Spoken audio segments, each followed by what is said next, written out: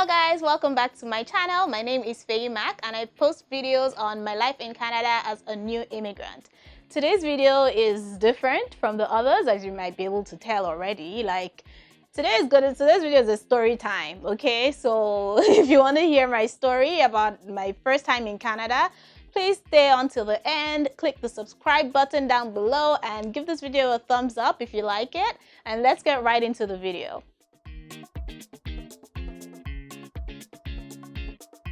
Okay, so this video is about, my first time in Canada. So basically my first year, in Canada and my experiences here, things that took me by surprise, how things happened and all of that good stuff. Okay, a bit of background story.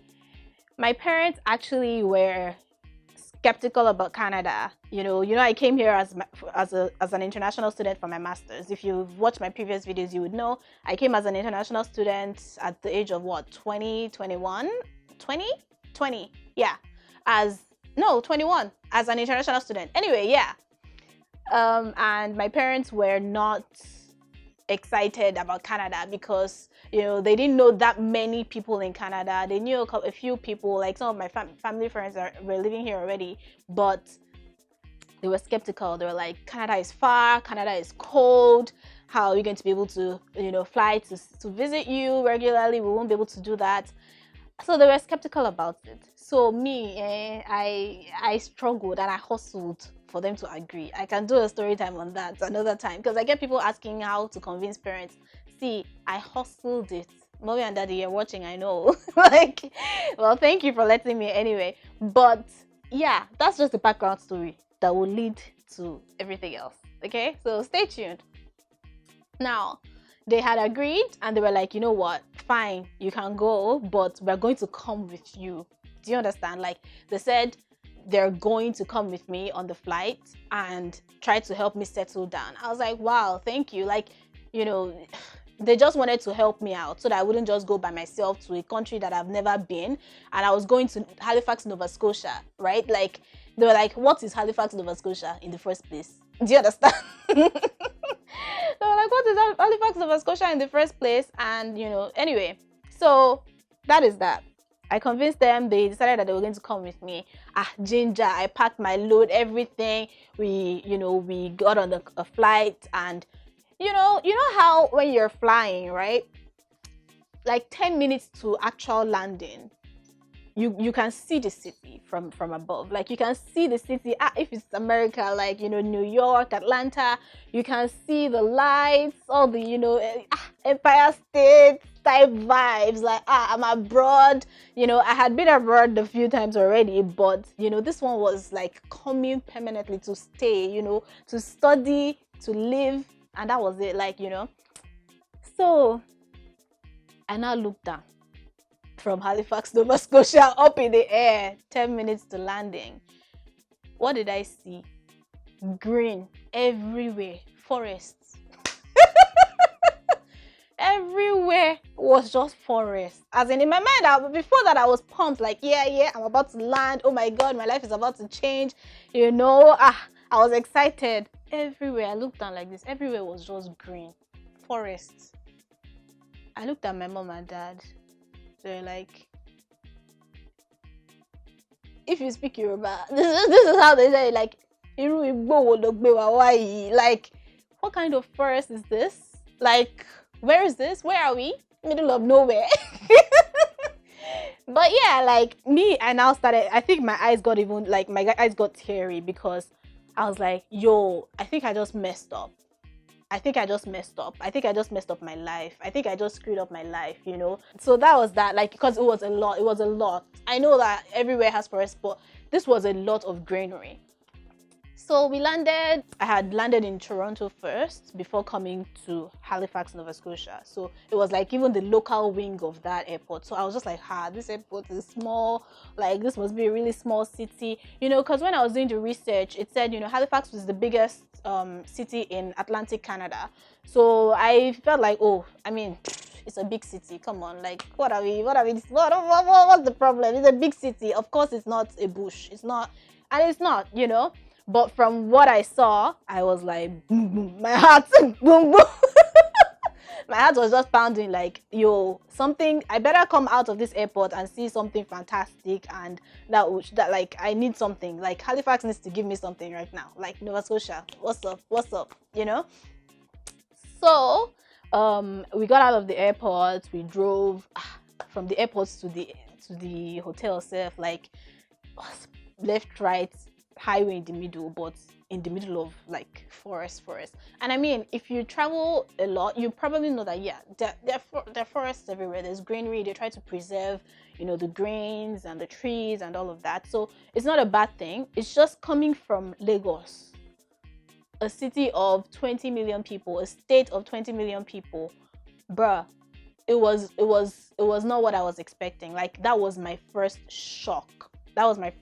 So yeah, we go to the hotel and everything, and you know, we settle in and we say, oh, let's go, you know, I think it was the weekend. So the next day we're like, oh, let's go get my cell phone, open a bank account, hit the ground running, get everything done. Guess what? It was Labor Day. So it was a long weekend. Everywhere was closed. So we decided, okay, let's just take a walk. So we took a walk and there was nobody on the road. I was like, what is going on? Where is everybody?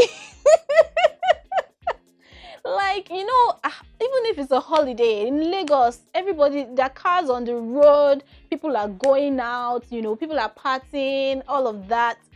This one, there was nobody on the road. It was just us walking on the road, like just taking a walk. I walked to my school and all of that.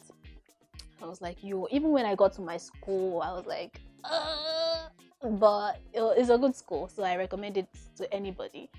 But yes, so that was that for the first couple of days of landing in Canada. So at that time, they hadn't started issuing social insurance numbers in the airport. So you had to go to like Service Canada to get your social insurance number. So I had a lot of runs to do, and you have to get your ID card, you have to do a lot of things before you can even get a SIM card. You have to do certain things. So, you know, I set out on that day. You know, I stood at the bus stop, got into a bus and started going. So one tip though, do you know that information is power? Let me just tell you that information is power, because there's so many things that I didn't know. We use Google Maps, yes, but I didn't know that like we could track our movement. Like if you're on a bus, you can like watch. This was 2015, by the way, please, I know now. But you can watch how the bus is moving. Do you understand? So you can kind of tell like where you need to get off or not. At that time, I didn't know. And then in Nova Scotia, I don't know about now, there was on the buses, they don't have like screens or prompts showing you what bus stop you're at or what bus stop is approaching. There's nothing like that. They just expect you to know. And that's one thing about this country. Like, there are so many things that people don't tell you because they just expect you to know. Do you understand? Even in the workplace, sometimes they just expect you to know certain things that you ordinarily wouldn't know because you're new in the country, right? But yeah, so I didn't know about that Google Maps stuff. I just used Google Maps to know when the bus would come and all that, and estimated arrival times. I didn't know that I could track my movement with it. So I just sat down in the bus now. Oh yeah, the bus should start going. I was just seeing that, so, you know, you hear the thing, that's somebody saying they're ready to go off. I was seeing that, but I wasn't seeing who was doing it or how they were doing it. Do you understand? So first of all, I missed many stops. That's even number one. I missed a lot of my stops during my first bus rides because I didn't know what bus stop was what. So sometimes I'll have to ask the driver, like, please, please, can you tell me when we get to Quimpo? Please, can you tell me when we get to this, you know, bus stop? Because I wouldn't know. So yeah, with regards to, you know, stopping and getting off, I didn't know. I thought at a point I thought that the bus was stopping at every bus stop, but after a while, I will now see that it has passed my bus stop and I did not get down. Problem. I'm new in the country. I don't know how to do these things. So I now started watching people like I now saw that there's a wire on the bus. So it's different for different cities, but in Halifax, then the buses had like wires up top, like just neatly arranged. So if you want to get off in the next stop, you have to pull the wire and it will now sound dun, and then the driver will know that you want to come down. Guess what? I did not know that. So I miss buses. Whenever the bus now stops, I will now come down, or I will walk to the front of the bus and tell the driver, please, I want to come down. Thinking back now, I'm just like, wow, Feyi, wow, like JJC vibes for sure. Like, anyway, so yeah, that happened. Okay, so next thing I had to face was, getting my key to my apartment. Mind you, I had already settled my apartment before moving. Like, I went on Kijiji, I searched for apartments, I emailed the property owners or property managers, and I secured my apartment. I got somebody that I found online to help me go check the house. You have to be proactive about these things. Anyway, that aside, I got my key, and of course, empty apartment. Duh. So I said, okay, we need to order furniture. I need to set up my internet and all of that. So I felt like, oh, Wi-Fi, big deal. I'm just going to go to the store and ask them to come and install Wi-Fi. Guess what? There was like a 3-week delay. So you could not get a technician to come and install your Wi-Fi for 3 weeks. I was like, what? That was just ridiculous, because then I had to use my mobile data and pay extra for mobile data for myself, and my parents as well for their internet. So yeah, I found that shocking. But I was like, okay, no problem. Let's go and get furniture. So we went to get furniture. We looked and all that. Of course, we didn't have a car, so we had to take a cab, right? And obviously, how many things can the cab carry? Do you understand? So we just, said they should deliver. So they said, okay, 1 week, then they'll deliver. They delivered, and guess what? Everything came flat. Like, for people that live here, you guys know already. Like, if you order something from IKEA, from JYSK, whatever, it comes flat. Like, when you go to the store, you're seeing it assembled. You say you want that. They take notes and they take your order. By the time they deliver it, it's flat. It's all in like a carton, flat carton. So you have to become a carpenter and actually start hammering the stuff yourself. Like, you have to start hammering the stuff yourself and fixing it and setting it up. Now, it was a 1-bedroom apartment, and I ordered a lot of stuff, like a lot of furniture. And I wasn't thinking about that when I was ordering. Do you understand? So I was just like, wow. I now asked them that, okay, please, like, I can't do this. It's too much hard work. I'm not a carpenter. I'm a fine girl. What do you mean? Anyway, and I was like, not that carpenters are not fine, sorry, but yeah. And I said, I can't do this. I don't know how to do it. Simple and short. That's what the guy said. Yeah, like, they actually offer the service. They can set it up for me if I want. I said, how much? They said $40 per hour. I said $40 per hour. 40 Canadian dollars per hour. Let me calculate it. Just give me one moment. Let me calculate this for you. That's 12,000 naira per hour. And this guy told me that because I have like so many units ordered and delivered, that he doesn't think we can even finish in 3 hours, that he's going to need about 5 or 6 hours. I said, what? I said, what? No, thank you. Don't worry. I'll do it myself. So he dropped it. Thank God my dad was still around. So yeah, like, we actually became carpenters and fixed it ourselves. So just keep that in mind. Like, handiwork, DIY, it has to come to you. And when you look at the money, it's natural. It will come. You will know how to nail and hammer and screw and all of that. It comes with all the nails and screws that you need anyway. So yeah, it's actually not bad. I enjoyed doing it, but that was something that shook me, like, wow, okay. But yeah, then my next experience, now I started school. My school was nice, the people were nice, but I was not looking around. I couldn't see black people.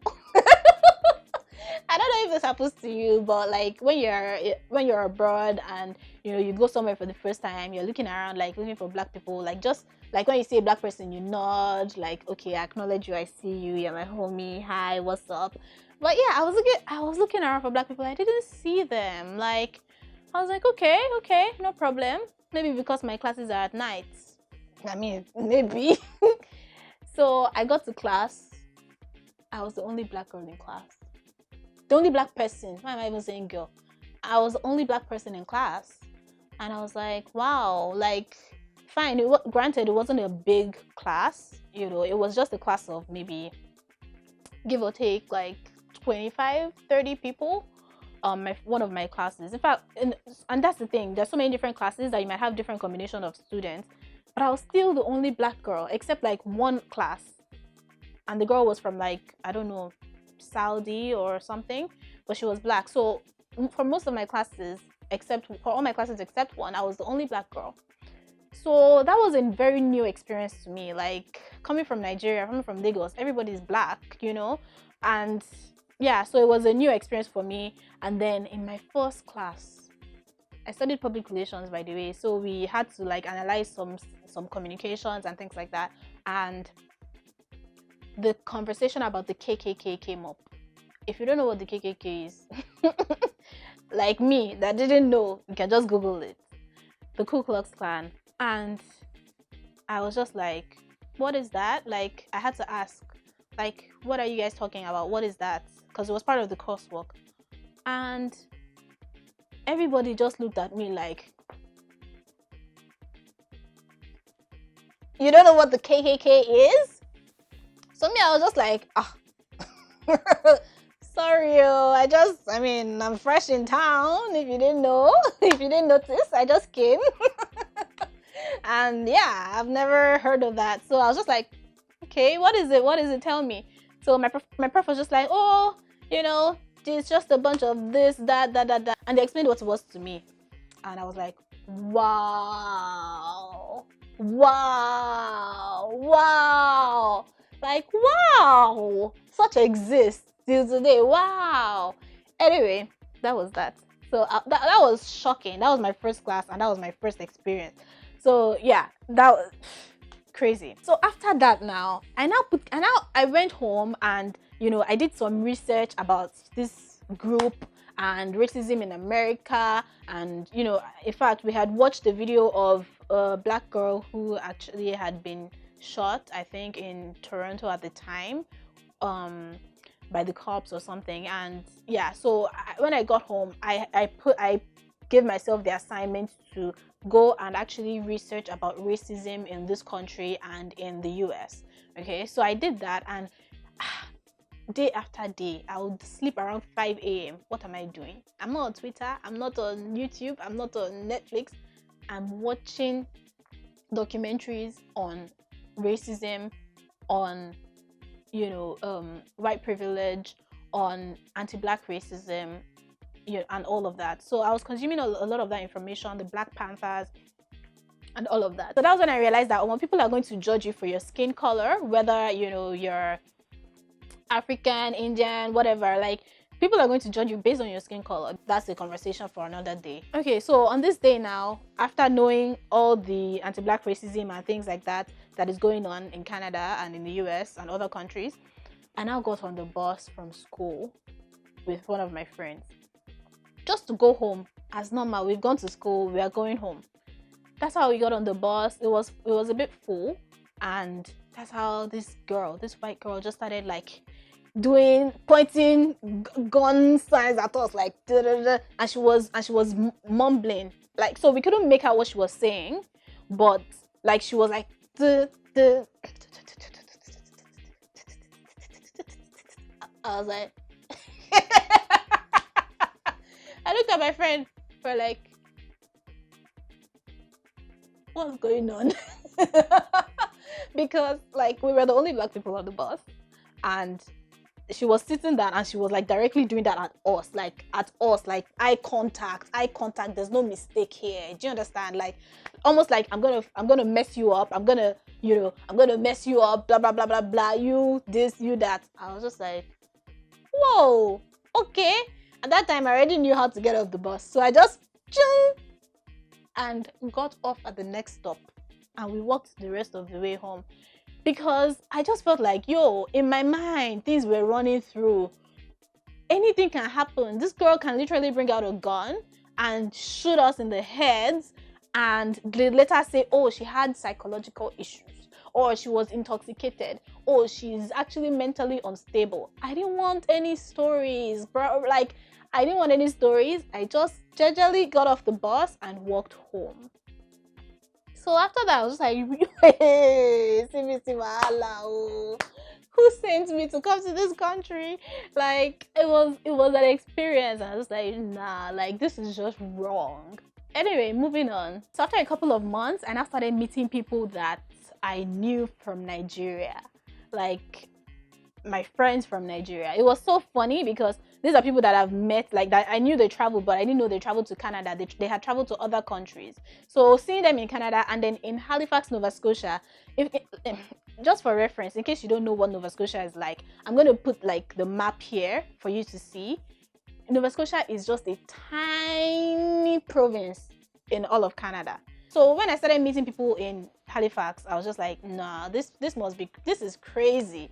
This is crazy. But yeah, when I now started meeting them, you know, everything changed. You know, I started going out a little bit more, just a little bit. You guys, if you know me, you know that I'm a homebody. Like, I like to stay home and mind my business. So yeah, I started getting a little bit more and, you know, eating out and things like that, enjoying my birthdays and all that. So yeah, from there it became better. I started working. In fact, I was working 2 jobs. So it was, you know, I started meeting a lot of people and being busy and all of that. So yes, that was like the summary of my first year in Canada. It was like a roller coaster of emotions. I was living by myself, all alone in this country without knowing, you know, people in the city for a very long time. So yeah, it was quite an experience, and I just thought that it would be interesting for me to share that with you. I hope you enjoyed this video. If you really liked it, give it a thumbs up. I want to hear from you guys though, like if you've landed or if you've visited Canada before, what are the things that you found weird? What are the things that were actually off for you? What did you experience that was crazy? Let me know. Let's have a conversation in the comment section. I'll be bringing you more content like this every single week. Sometimes I post twice a week as the spirit leads. Anyway, let me know if you like this video. Do you want more videos like this? Do you want story times, or do you want me when I'm serious and telling you how to do things? Let me know. I'll be happy to take any video requests. If you want me to do Q&A, I can do that. Just let me know. Leave a comment, whatever you want, I'm gonna do, okay? Make sure you share this video with any of your friends that's looking to move to Canada. Like, they need to hear this stuff. They need to be prepared for culture shock and all the other shocks that are there. But yeah, thank you so much for watching, and I'll see you in my next video.